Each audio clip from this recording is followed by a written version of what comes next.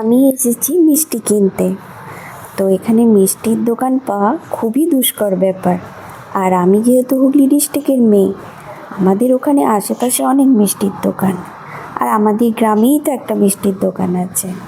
আর এখানে কিন্তু সেই ব্যাপারটা নয়।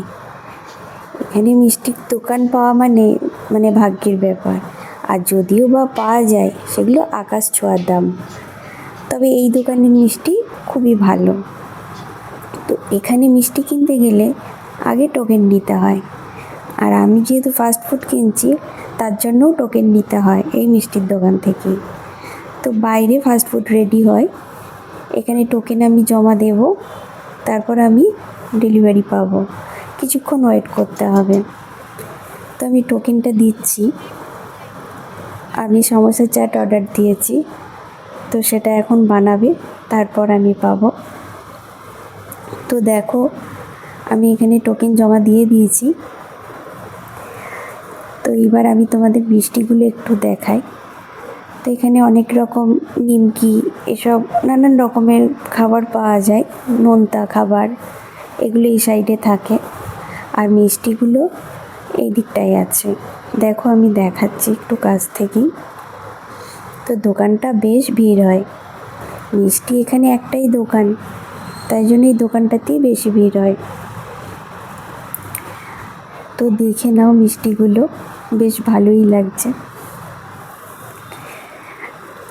আর আমি আর একটা টোকেন নিয়ে নিলাম, আমার আর একটা বাকি ছিল, তার জন্য আমি আবার গিয়েছিলাম। তো দেখো বন্ধুরা, মিষ্টির দোকান এখানকার হায়দ্রাবাদের। আর এদিকে ফাস্ট ফুড বানাচ্ছে, খাবারগুলো বানাচ্ছে। সমোসা চাট হচ্ছে, পাপড়ি চাট, আর একটা ব্রেড দিয়ে কি চাট বানায়, ওটাও বেশ ভালো। তো আমি তোমাদের রান্নাগুলো দেখাচ্ছি। আর দেখো, বাইরে বসার জায়গা আছে, যারা বাইরে খাবে এখানে চেয়ার টেবিল পাতা আছে।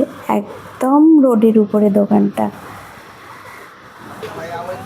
তো আমি এসেছিলাম ছেলের জন্য মিষ্টি কিনতে, আর একটা চাট নিয়ে যাব। সন্ধে প্রায় হয়েই এসেছে, আর আমি ভিডিও তুলছি তোমাদের সাথে শেয়ার করব বলে।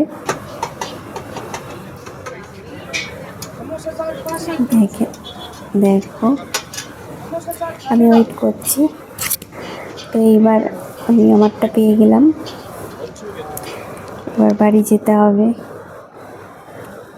আকাশটা দেখো, প্রায় অন্ধকার নেমেই এসছে। আমি একাই এসেছি, বাবিনকে বাড়িতে রেখে এসেছি, তাই একটু তাড়াতাড়ি করছি। তা এখনও একটা কাজ বাকি, আমাকে মেডিসিন নিতে হবে,